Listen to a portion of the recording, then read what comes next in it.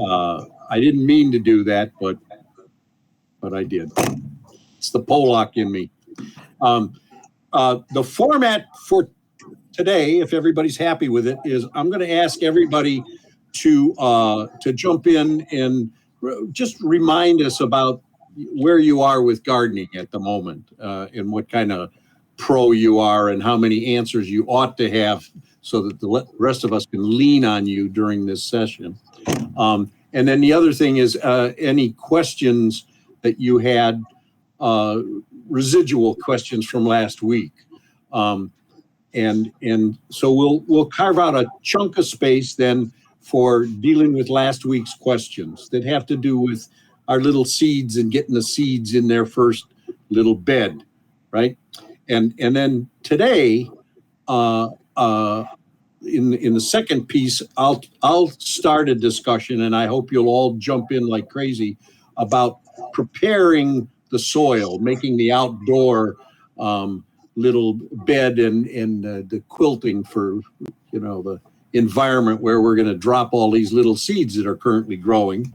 And then the last third of the hour will deal with trying to wrap up those questions about the soil preparation in this year. So how about somebody start and just say, hi, I'm here, I'm so-and-so, and this is me in the world of gardening, and here are my questions up from last week. Anybody want to start?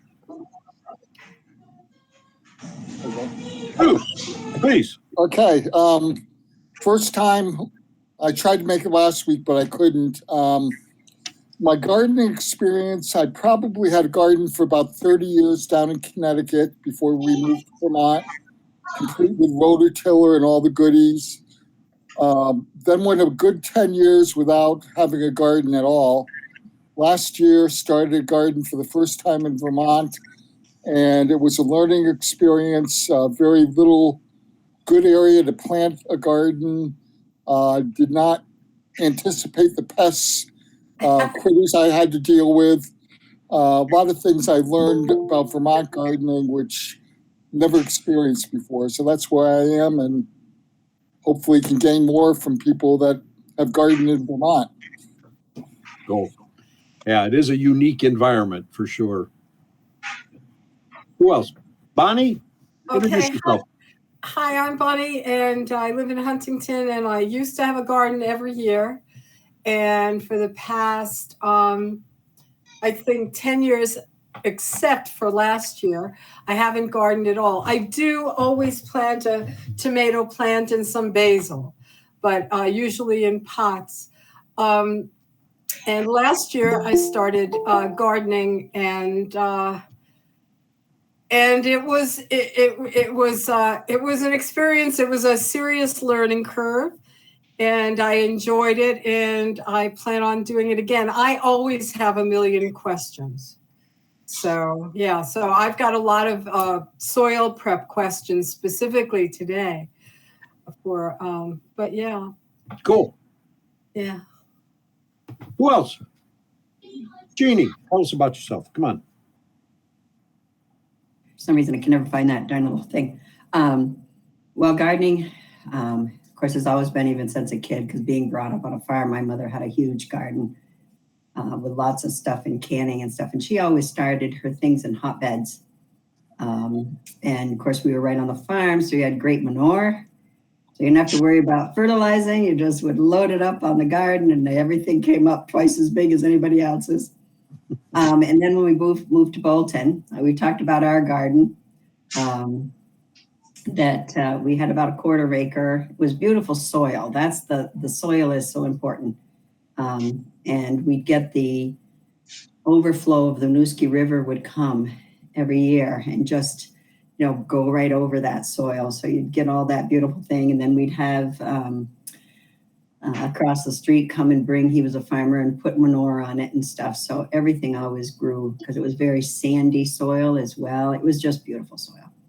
Then we moved up here, we've got more clay kind of soil. So before the trees all grew, everything did really pretty well. Could grow, even if I tilled it enough, I could even grow root type vegetables. But I had to move my garden because the trees were shading so much. And I found that where I had my garden, the soil is so clayey that my carrots would come this big. My radishes would be just this big. Onions would stay the same size that I planted them, it was just, and even though I added sand, so I ended up, now I've got a little raised bed. It's about a 20 by 10, I guess, raised beds that I get soil, some nice soil right from the, first it was Gardeners, now I do it right from the Agway or Dan's. And then just really feed it every year with good fertilizer and stuff, and really calm down. I tried carrots in there again and stuff, and they were better, but not like when we were in Bolton and I'd get 18-inch carrots. But my tomatoes and cucumbers and lettuce and basil and green beans, they all come up really, really well. And I found that a lot of times tomatoes I buy or I start myself, but my cukes, I find they just come just as good as making my hills and throwing them right in. They come as fast as if I'd gotten plants. Crazy little, what are those tomatoes there? What do we call those? The little round ones. I'm forgetting. Cherry tomatoes, thank you. They come up by themselves.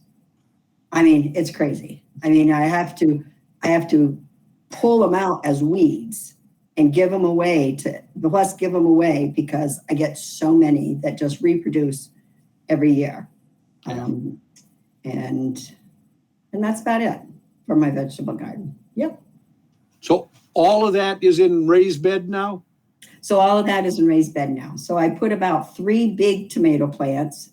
I try to keep only about 3 to 5 cherry tomato plants, even though I have at least 85.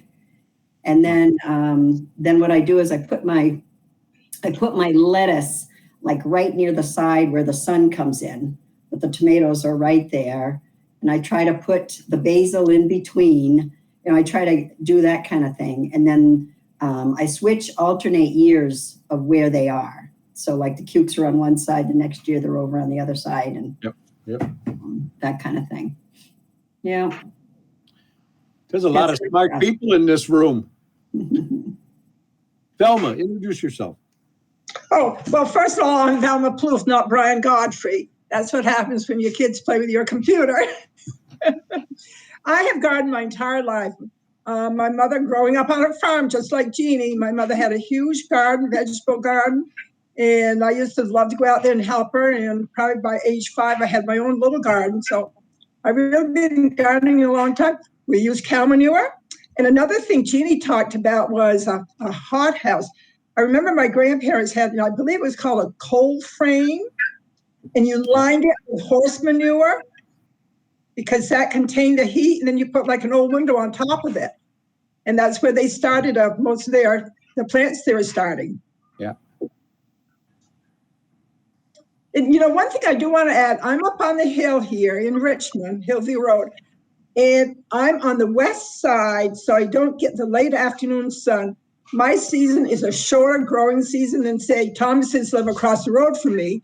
And they get the afternoon sun. So I can't grow some things they can grow. I can't grow eggplants up here. My cucumbers aren't the best. But I try my best. It's a later growing season, starting season. I probably put my plants in the ground about mid-June. I'm starting them now, and I'll have them on my deck by mid-May, mid to late May, and I'll keep them on my deck that faces south for a couple of weeks before I actually put them in the garden. I have to wait for the soil to warm up. Yeah. You were talking last week about having an actual thermometer and sticking it in the soil. Yes, that really helped last year. There it is. Yeah. Yeah. Yeah. that's going to be a theme all throughout today. Is that there are no rules here in Vermont. I mean, you really have to figure out your specific spot, and what works for you may not work for the next guy down the road, and vice versa. It's a growing experience. And my soil up here is all stones. It's all stone. I grow a lot of them. Peggy, you want introduce yourself? I'm Peggy. I live in the village across from the store, and I've lived on the same land for 35 years. But and I've tried various things over the years. And last year, my brother-in-law made me a raised bed that comes up to here.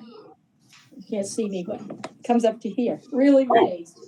So that really helped me because I wasn't able to bend very well last year, my knees or anything. So I'm really excited about what I'm going to put in there. I just want to put in things that I'm going to eat. And Peter doesn't eat vegetables, so I'm trying to fine tune what I'm planting in there. And then I am going to plant some blueberries in my yard somewhere. I have to figure that out. And I'm really interested in what I should do to for my soil to make it good. So, Peggy, that's a whole different topic, growing blueberries. It's very different I know. from growing vegetables. So maybe that's a topic for, in a few weeks. Okay. Yeah, 'cause my blueberries, I moved them 3, if not 4 times to finally find the spot. Yeah. Oh, on your current land, you moved them 4 times before you found and what do you think well, we shouldn't get too deep into this one, into the mire, but it's rewarding to me to hear that you can move them 4 times and they're still thriving. I think sometimes we get a little too precious about these things of ours that, they can be pretty hardy. Somebody named Jay is right here. I don't know who that is. Who's Jay? Hello, Janet Gill here. Oh, Janet. Hi. Hi, Janet. Hi. Hello. I'm outside, so tell me if the wind is making too much noise. I'm in the middle of cleaning out my car, and I almost missed the time. So anyway, let's see. I guess I've been in Richmond maybe about 40 years or so now. And at first, I lived at the Towers Farm and was just spoiled with the vegetable gardens that I had there. And then we bought our own place on Snipe Island. And I forget who was talking about the trees growing up, but that's my major problem now, is that the garden that I built up the soil and built raised beds and things like that are all in the shade. So I decided this year that I'm going to have somebody cut down some trees for me, and I'm going to tackle the vegetable garden again. And I have my fingers crossed that some of the things that I used to do will come back to me and I'll be somewhat successful. So, but that's about it. Oh, and like Velma, the sun goes down early at my house, so I tend to have a shorter day anyway, even if the sun did get to us. So, yeah. But that's my story. Somebody S. Who's that?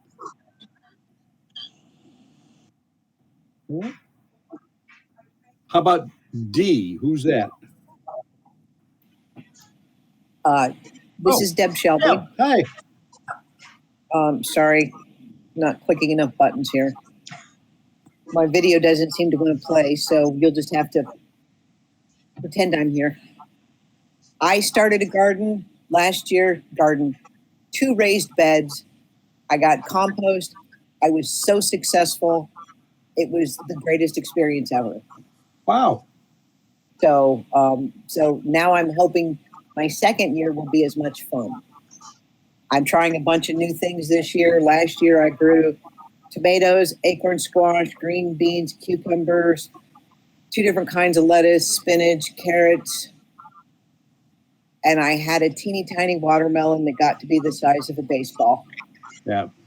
And that was as far as it got. So I'm hoping to start the watermelon in a potted plant holder and then just move the potted plant outside with my fingers crossed that I actually get a real watermelon. That's my goal this year.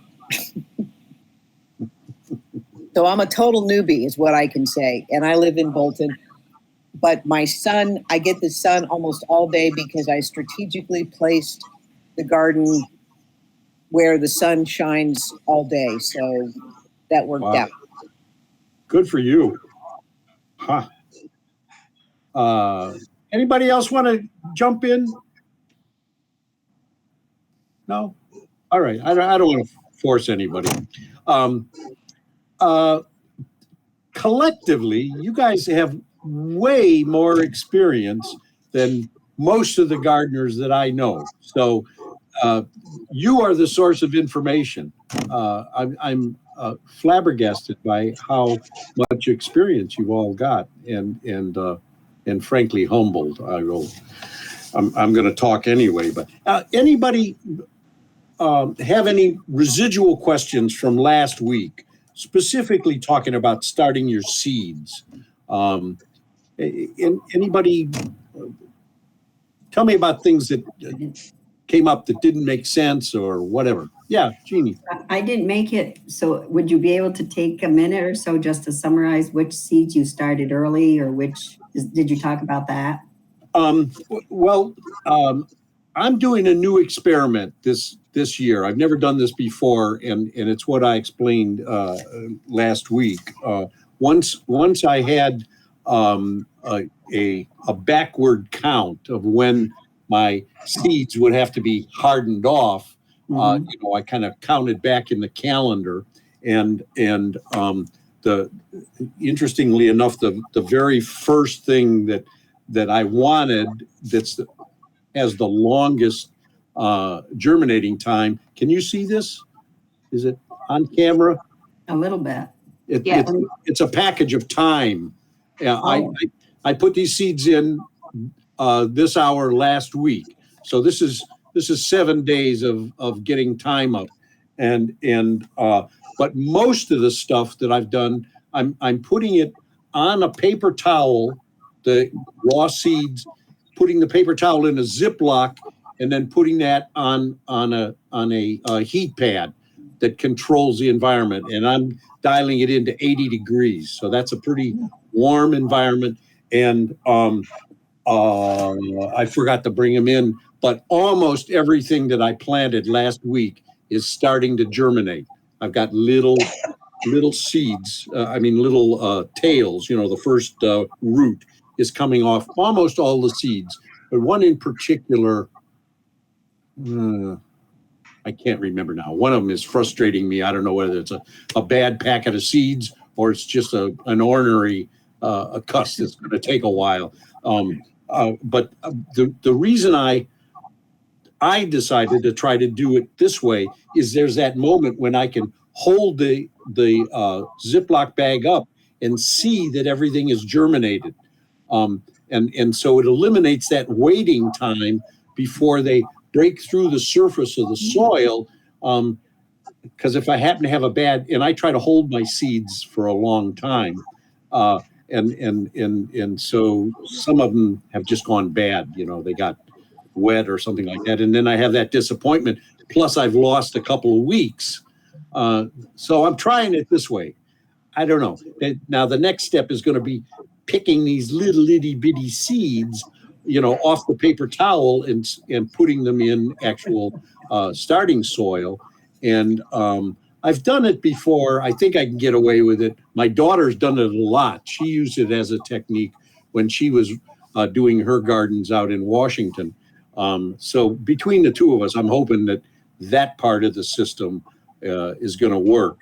And then we've got luckily one spare room in our house is unusually warm. It's right next to the furnace. And so we're hoping we'll get everything going in there. I should say that I'm running a community garden here in the trailer park where I live, and it's about 100 feet by 100 feet, so it's a pretty big chunk. And our goal is to get as many people from the community as we can down here weeding, among other things, and all of the food is going to go back to the community. We just put a table out by the post where we all collect our mail, and whatever's coming up that day, we just drop on the table and it disappears into the community. So unlike you, who are making 3 tomato plants, and they'll undoubtedly turn out all the tomatoes your family could possibly eat, we're putting in somewhere around 40 or 50 tomato plants, hoping to, feed the community. There's 75 trailers in our immediate community, and who knows where the vegetables will go after that. Does that answer your? That's the short answer to your question. I have to say, Jack, this is Lori, and I'll turn my. Oh, hi, Lori. Hi. Just want to say that after last week, I have a really nice setup for my seeds, and I had a mat. I bought a second one and bought the thermostat that both you and Velma talked about last week to keep it at 70 degrees so I don't overheat my seeds. I haven't started anything. I have all my last year's seeds organized and what needs to go in. I'm also on the Notch Road, not far from Deb. So we still have some snow in our yard, but the soil is starting in our raised beds to be workable. So I'm thinking I'm going to be starting seeds next week for most of mine. So I'm a little bit behind you because we're a little higher in elevation. I'm here today because last year we used to have sort of like a working gravel pit, but we're down to just like sand. And we put in a pond. And when I dredged the pond or the swamp where all that was, we just threw it on top of the sand, and I mixed it in thinking, and with some horse manure, thinking I would make my own soil. Well, nothing really grew well. So I've got like wood ash this year. I'm just trying to figure out, I'm making soil from scratch, basically. And I need testing, and I need to look at that. So I'm here today, just I need help. And it's a pretty big, I call it the farm down by the pond. Pretty big garden I put in. So I've got raspberries and blueberries and Christmas trees already in. I did 75 tomato plants. They did okay, really produced well. All cherries, and I made so much sun-dried cherry tomatoes and froze them. And honest, overdo it on your cherry tomatoes because it's really easy to make sun-dried tomatoes in your oven. It was really awesome. You brought it up. How do you do it in your oven? What temperature do you set it at? Low. I have to go, but I'd have to look it up online again. But that's what I did. I just sprinkled it with salt, cut them all in half, which was the pain. I did like 3 cookie sheets, as much as I could fit in, on parchment paper, and just low and slow. And they came out beautifully, and they froze perfectly. And you could throw a handful in with some olive oil and some pasta. And then we ate a lot of shashuka, the eggs that are poached eggs boiled in tomato. You just throw a bunch of cherry tomatoes and cook it down and throw some eggs in it, and it cooks in tomatoes, and it's so good. So that's what we spent a lot of time last year. I did some drying last year for the first time. My daughter was encouraging me, and one of the things was a great surprise to me was that the dried tomatoes are a whole new vegetable. I mean, I love the fresh ones, but I also love the dried ones. It's very different in cooking, and they're just a delight. All the different kinds. It was amazing. So all you have to do is just Google it. You'll find somehow to make it, and you could put, I sprinkled it with garlic and tried oregano and basil. I did all kinds of different types, but don't worry about overdoing it with tomatoes now, because you can definitely, and then they're so easy to freeze because they shrink up. Yeah. Yep. Okay. Jack, last week you talked about you made up a calendar, a schedule as to when to start your seeds, different seeds. And I thought you were going to email it out. Could you email that so people would have that? It sounds like it'd be helpful. Thank you. And I did email it out. If you all go to your emails, you should have a list from me. There are several things in it. And one of them is a website that actually has a calculator for that very thing that you were just listing. You go in and you put in your zip code and you put in your last frost, first frost, and then they just give you just an endless alphabeticalized list of vegetables. You pick a vegetable and bingo, over there, it tells you how many weeks back from your first frost, last frost, to start your seedlings. So that particular reference is in there. Let's see. It's a great website, by the way. I didn't use the calculator yet, but I just spent like an hour on there before class, just exploring. And incidentally, if you want to look at just a review of somebody else's attitude toward starting seeds, there's a half hour, if not more, a discussion on that same site about starting seeds. It's another guy. He does his a whole different way. There isn't a topic we could bring up that there aren't 50 million people with an idea about how to do it. One admonition, if you're using the internet a lot for advice on your gardening, is watch carefully where your advisor is coming from. Because, for instance, a lot of the sites are from California, and California gardening is not Vermont gardening. And there are a lot of tips that they give and suggestions how to water and deal with your soil and stuff like that just really don't have a lot to do with Vermont. So keep that in mind when you're taking others' advice. And I'm Polish, so be on your guard taking advice from me too. I want to start talking about soil. Any residual questions from last week that anybody wants to jump into? I'm realizing once again we're chewing up time.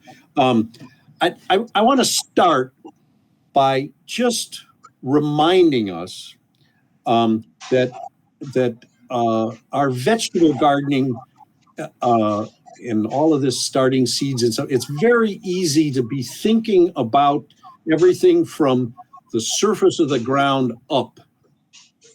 Like that's what we're concerning ourselves with, all this stuff up here, the plant above ground. But the reality is that the real success of our gardens comes from what's going on below the surface. The soil down there is a really, really complex world. My daughter reminded me yesterday that one little tablespoon of soil, reasonable, good soil in Vermont, not super exceptional, but not dead soil from a farm field that's had nothing but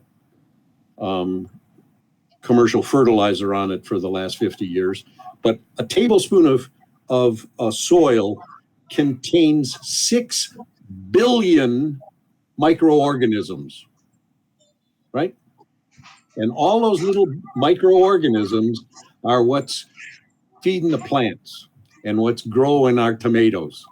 That along with the worms down there and the molds and the voles and just all of that stuff going on there, that whole theater thing that basically we never see, but it really is the basis of life down there in the soil.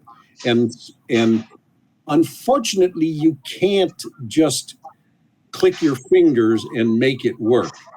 It's a long, slow process, nurturing your babies down there in that soil and nurturing that soil, and you have to be prepared for a long-term commitment to it.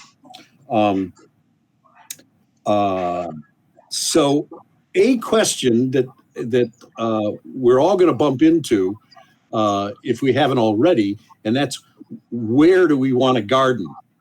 And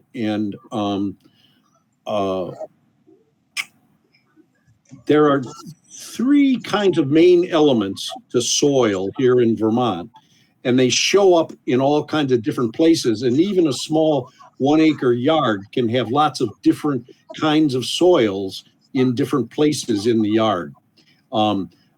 There's silt. That's what Jeannie had a lot of down in her garden, down at the river, because every year the river was bringing her that silt. My garden here, this whole trailer park used to be a sand pit. And so we got a lot of sand around here, and it's constantly rolling down the hill. And so I got that down there. And then in my garden in Charlotte, we had nothing but clay. Looked fine on the surface, but you put your shovel down and you didn't even go 4 inches before it went clunk. And there was this yellow ochre mass, that was from there down to hell, as far as I know. And each of those things, when it comes to developing your garden soil, bring different kinds of challenges. And we're not going to in any way be able to be comprehensive today in terms of working all of that out. But my first and my single biggest recommendation today, if you haven't already done it, you should get a soil test. Whether you've been there for 20 years gardening or this is the first time you've used this particular soil. The soil tests are done. There's lots of places you could do it. You can even buy your own kits, but I recommend you just go to UVM Extension Service. They charge you $15. And the website for this test is in that document that I sent you. It costs $15. You go out in your yard. You probably, most of you could do it right now if you haven't got still a foot of snow on it. And you plunk various locations in the plot where you're going to be gardening, not just one, but several. You mix that soil up. You take a half a cup of it and send it off to UVM, and they're very good about getting them back. 2 weeks is max. Often it's 1 week, and they'll send you the information back on your email, or they'll send it to you in the mail if you're interested. And the form that they send you, I hope you can.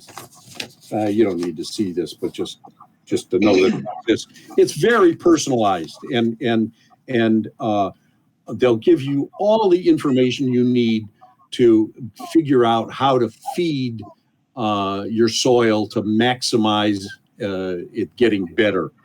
They'll give you a rating for its phosphorus content, its potassium content, its magnesium content. It'll tell you about what the current pH is, what the microorganism level is. It talks about nitrogen, although nitrogen is a very fickle mistress to try to narrow down. The best thing you can do with nitrogen is just get your compost out and your manure out and put 4 times more than you think you need, and you might be taking care of your nitrogen. But anyway, this form will hold your hand and tell you about your specific location. And even if you've done it before and haven't done it in 2 or 3 years, I recommend that you run out there and take a look. One of the things that I found out when I was doing my garden down here that was a real surprise to me was that I've got a lot of phosphorus in the garden. And phosphorus is that stuff that everybody is worried about running into the rivers and running into Lake Champlain and causing the algae blooms and stuff. I don't know why there's a lot of phosphorus there, but it is. And so when I'm adding anything to my garden, I want to be really careful that I'm not adding phosphorus. If you've purchased fertilizer before, you know that you have those 3 numbers that come on the bag, the da da da da da. The middle number is phosphorus. So I know that if I'm buying any organic fertilizer for my soil, I got to find one that has a 0 in the center, meaning no phosphorus. And so I recommend that you all do a soil test. Jack? Yeah. Yes, I call Gardener Supply, and they do have the soil tests there. And they're probably a lot like Agway. I don't know if they have them down here, but the kits themselves are free. You only pay the $15 when you send it into UVM. Right. And if you want to call UVM, they also will send a kit to you. Yeah, exactly. It's good information. I know I've also purchased the little tests that you can get from them where, there's 3 little liquids and you put a little soil in here and a little soil in it. And I found the answers that I got back from those tests unhelpful, and these forms from the UVM just have so much more information, everything from copper content and boron and just all kinds of other information that the little do-it-yourself kits just don't touch. So for $15, I think, and I have a baseline now for my garden. I've gotten a test every other year for the last 4 years. And so I'm beginning to develop a little bit of data, background data about how the garden is moving from year to year. Assuming you're all into doing that for many more years, as you already have, I recommend that you create that baseline. It's just good information. Where are you going to put your garden is a big deal. We talked last week about starting seeds, and the reason why we start seeds indoors in Vermont is that we've got a pretty short season, and you can pick up a seed packet and it says matures in 121 days. You're hard pressed to find 121 days of sunny, non-frost weather in Vermont. But if you can start your seeds 6 weeks early, 8 weeks early, whatever, that's time you're adding on to the season for a particular vegetable. Having done everything you can do there, now you're going to your garden and trying to figure out where to place it. What's going to make a big difference is how much sun you get on that garden. Almost all the vegetables we've been talking about growing, we'd really like the sun on those vegetables all day long. That means from that horizon to that horizon, that full arc of sun all day, all summer. Guess what? None of us have that, or very few do, unless you happen to be planting your garden on the top of Bolton Mountain. If you're up on the top of the mountain, then you can see the horizon in both directions, and the sun will you'll have a few other problems, mostly about your garden blowing away. But there is, if you're not sure how much sun each part of your yard is getting, and if you happen to be a computer geek, you can do. There is an app for this, and you take your cell phone out into a place anywhere in your yard that you want to, you think you want to have your garden, and you have this app on your phone, and you do a scan of the horizon in both directions, and the computer figures out how tall the trees are and all the obstacles that might throw a shadow on the place where you're standing. And get this, the app even fills in the leaves. It knows what time of year it is, and GPS knows where you're standing, and it fills the leaves in and anticipates how much shade a full-blown tree with leaves is going to provide. And anyway, it will then tell you how many hours that particular spot is going to get you of sun through the arc of this year. And then you can walk around to other places in your yard or maybe your neighbor's yard, trying to figure out where you're going to put your garden.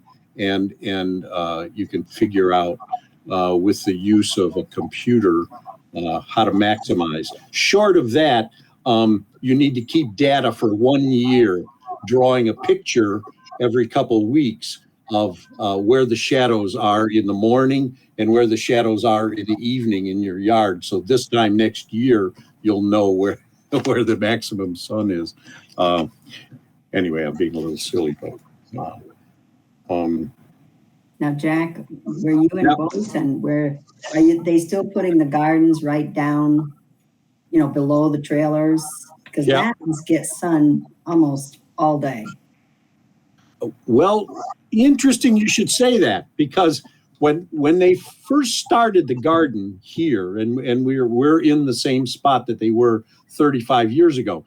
But 35 years ago, when they started the garden, they put a row of black willows in, probably to control the water, because that field tends to be very wet in the spring. And I think they were hoping the willows would soak up a lot of the water. Well, 35 years later, those willows aren't 3 foot tall. They're now 30 foot tall. And in fact, our garden in the morning loses anywhere from an hour to about 4 hours of morning sun because of shade by those particular trees. Now, once we get past that arc, the rest of the garden gets sun all the way until sunset, which here is 8 o'clock maybe. So we get the late afternoon really well. And Velma was telling me, I didn't know this before. You should jump in, Velma. There are some crops that really thrive more on the afternoon sun than on the morning sun. Does anybody have any anecdotes about that? I'm wondering if peppers are one that really like the afternoon sun. The afternoon sun. Because my son in Georgia, they tried raised beds, and where he put the raised beds the first time, it really was getting too much sun. Well, you can imagine Georgia, but the peppers, they had peppers up the yang. He says pepper plants were incredible, but it nearly cooked his tomato plants. Yeah. I don't know. Velma might know, What's he doing? Is he going to put up some kind of arc over his tomato? No, he actually moved the beds around to the back of the house. For the where tomato. There's a few more trees and stuff, so that it does get a little bit of shade. It's still got the heat, but not quite so much sun. And I think he kept one in the front and put 2 or 3 in the back. So the one in the front is for his peppers, and then, because they were experimenting. They were just kind of trying things out, and the tomatoes plants really got, they couldn't keep them watered enough and everything. But the peppers did great. Some people I've heard, container gardening has never made much sense to me, because I always felt like what you're trying to do ultimately is get the roots down into the soil and have the minerals from the earth being drawn up to the ultimately up into my tomato.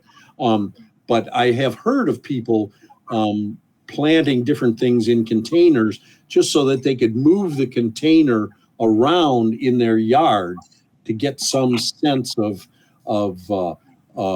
things like the wind, where some crops need to be a little more protected if you can get them there. Anyway, moving around is I mean, you just gave us an example of how if you've got more than one raised bed, the one there may be better for these crops and the one over there better for something else.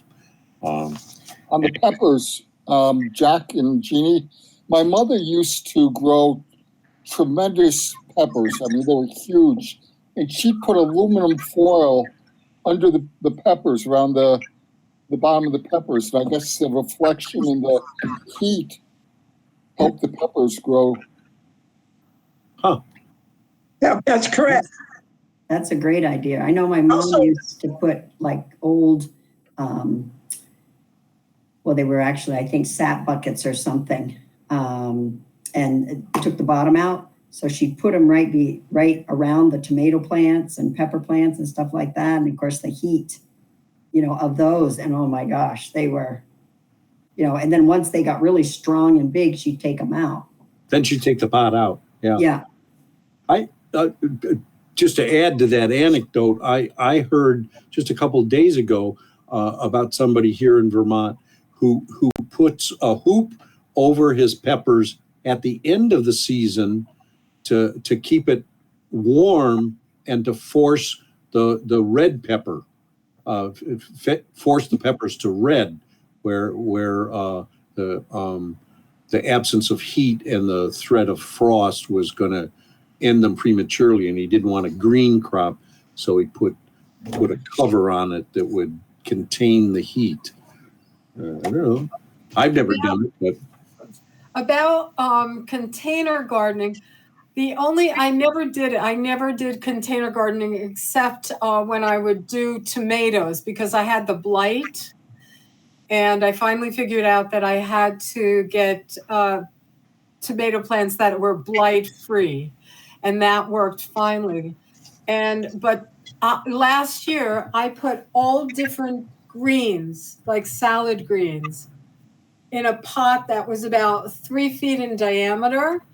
And I will do that again. They were right outside my front door, and I could follow the shade from the lilac trees and keep those cool. And it worked out fine. All I did was go out and pick greens. So that was the only thing. I was also thinking of container gardening my potatoes this year, because I saw them in a sack and it looked fantastic. I've never had a good time with peppers. The only peppers that I can grow are jalapeno peppers. And I don't know why. I mean, and I've been here for 40 years, and my soil is sandy loam, and it's pretty excellent soil. Everything grows here. It used to be the farrier used to live here, so there was lots of horse manure. My question about the soil is, I've ordered a raised bed because of my back and vertigo, and I was having a hard time last year. And I'm asking them to do it 20 inches high. Now, I have friends up north, and they have they have a farm, and they've been very excited about giving me my ration of shit. So I go up, and they have all these extra bags around, big old grain bags for cows and pigs and chickens. And so they fill these things up and put them in the back of the car. Last year, I put them on top of of my garden that I had last year. And then I have 3 more bags that I didn't put anywhere and that froze over the winter. And I've decided to and I've got excellent exposure. I've got round the clock. I mean, it's amazing. If I couldn't do any better. So I've decided to move the raised bed from being perpendicular to the house to being parallel to the house in the front of the house. It's not going to look gorgeous, but I'm not into gorgeous anymore. I'm too old. So what happens is, so it's going to be, so I'm putting it out there, and it's only going to be little. It's 10 feet long, 20 feet high, 20 inches high, and 4 feet across, because I thought I could get to it 2 feet with each arm on either side. Yeah. and it wouldn't be so far down. My question is, it's only going to be half of there's going to be part of it that's just plain old grass. Now, what I wanted to do was save all the good stuff, which I put on top, and that's had time to season, which I will do. But the grass, I wanted, because 20 inches, I'm thinking about it, that's a lot to fill. I've got loads of twigs and leaves and, all this organic matter that I was thinking of putting it on the grass part of it that will be there. But do I get, and I'm going up for many, many more bags of manure. Do I have soil delivered as well, or can I use manure as soil? Or this is what I don't understand. I don't really know. I did get some potting soil, but not enough to fill. Anybody want to jump in that's done a lot of raised beds? Well, I don't know about raised beds, but you wouldn't want just manure. Okay. And I'm trying to think of filling up, you got 20 inches or whatever. Yeah. I didn't know, Peggy, is yours that deep? So I'm going to say I do a lot of raised beds. Okay. Oh, good. And I go to Pockets with a pickup truck. Yeah. And I get their topsoil mix and their compost mix. And then I will do the manure. But I just, get a pickup load of what I need to do and back the pickup truck right next to it and put it in. I don't try to use my own soils here. I have some compost that I make here, but I haven't pulled from that. I'm actually composting in an area that I want to raise. Right. So right. Yeah. I've been doing that for years. But the other thing too is I have these old truck beds, truck bed liners. Yes. Yeah. And I have those tucked in the woods. And I'll buy extra topsoil and extra compost, and I'll keep it in there because the raised beds tend to compact a little bit more every year.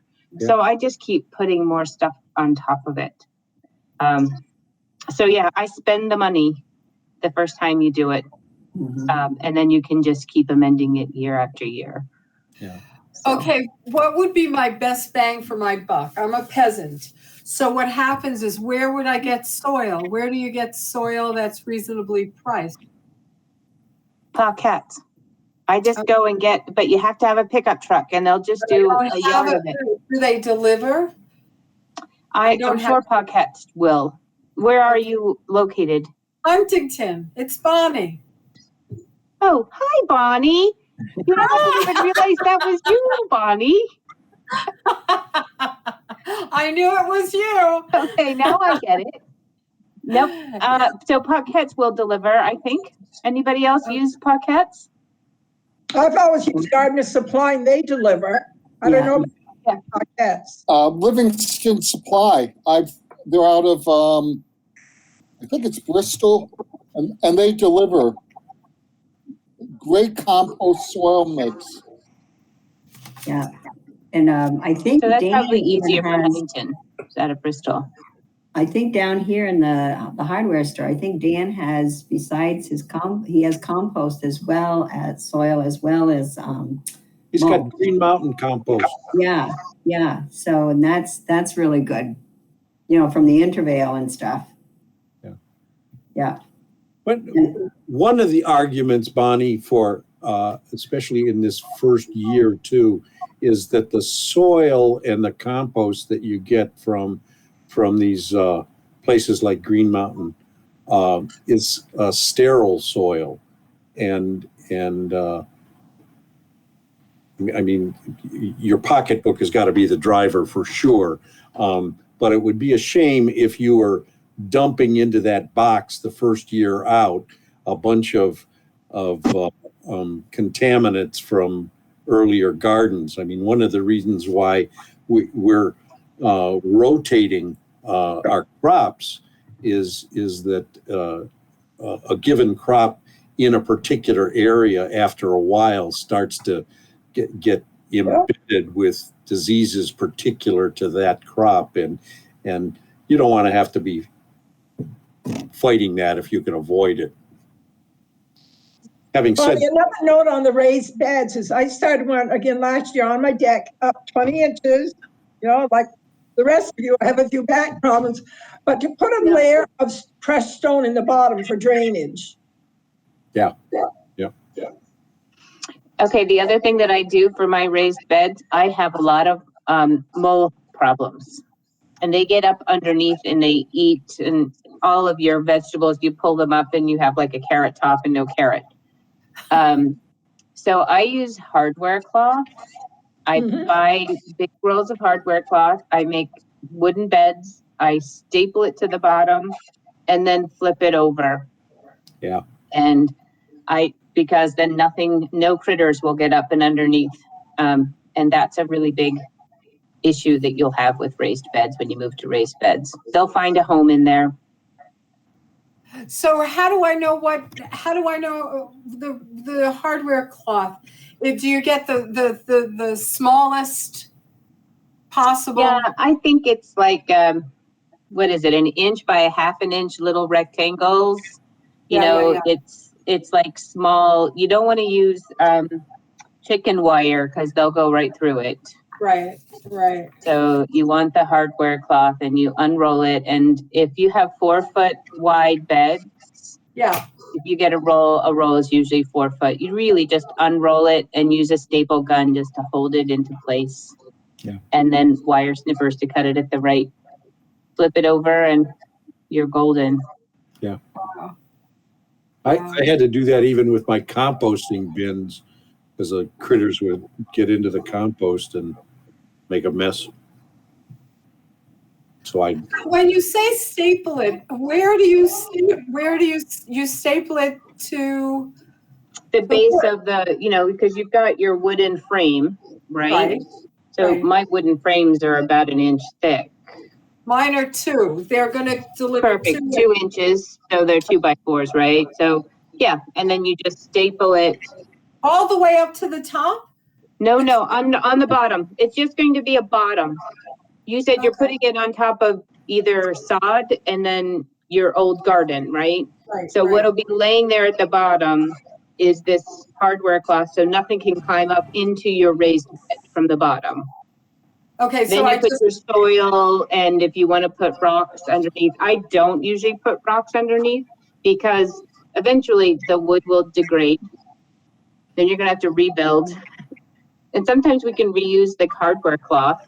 Other times we can't, but yeah. So that area is in the upper area, right outside the house. I have a bunch of raised beds, and then everything else is down by the pond that I'm trying to amend. Like I already filled out my forms while we were, you guys were talking, and my son has to go in to get tested at UVM tomorrow, and it's right next to Shepherd Hall.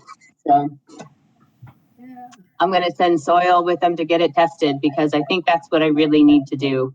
I think I have a lot of nutrients in there. I think it's nutrient rich, almost 2, because it was basically dredged from a swamp. Yeah. We put in there, and I've got a lot of just sand underneath and not a lot of other stuff. So I've got to figure out what to do. Thank you. Just an aside on the cloth, the wire cloth at the bottom of your raised beds. It does mean that the worms can still communicate up into your and all of the other nutrients, all those little bio things that are going on in the soil beneath your raised bed.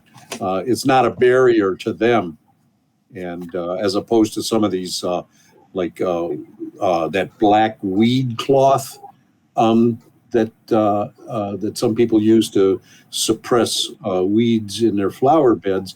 But if you're putting that under your raised bed, you're effectively blocking a lot of good stuff from communicating up into your raised bed soil. And I don't think that's a great idea, but I think the idea of the wire cloth to keep out those critters that actually eat the vegetables.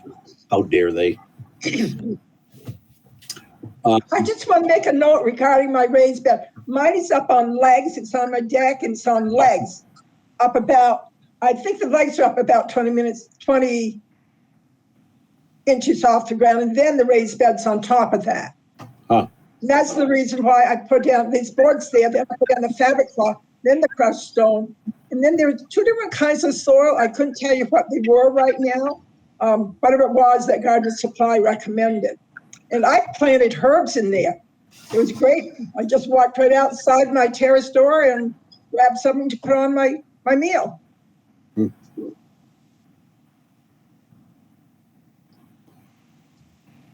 We've exhausted our hour.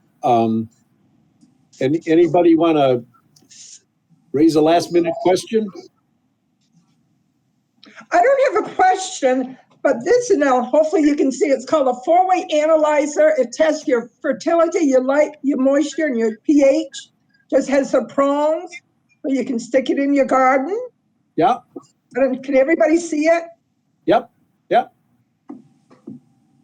And you can probably either order it through a seed catalog or on the internet or at a local garden supply store. Cool. One of the things that we didn't talk about that's important is pH, and there's a meter that will actually give you that readout.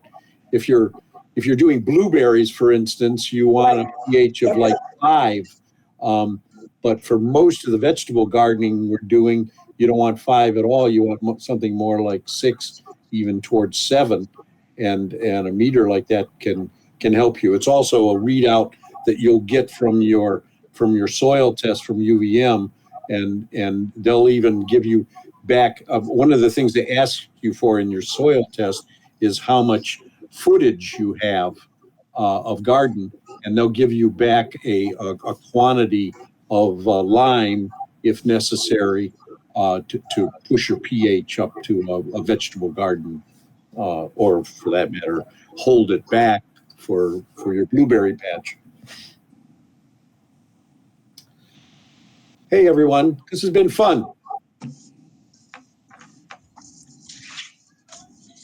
Thank you, everyone. Thoughts? Thank you. What's that? Thank you. Oh, you're welcome. Yes. Yeah. thank you. Everyone. What a bunch of pros. Back when I was in elementary school, there's a garden, this is in Cleveland, Ohio, and there was a garden program, and all the kids could participate if they wanted and have a home garden. And one of the elementary school teachers would come around and visit us at our gardens. And then in September, when we were all harvesting, they would have a little fair, and all the kids would bring their vegetables to school. Nice. And did it like the state fairs. You'd have a plate and have 3 identical tomatoes, on your plate or whatever. Anyway, I think we should reconvene this group in September, and when we can all be hopefully in the same tent together and show each other our vegetables. I'll show you mine if you'll show me yours.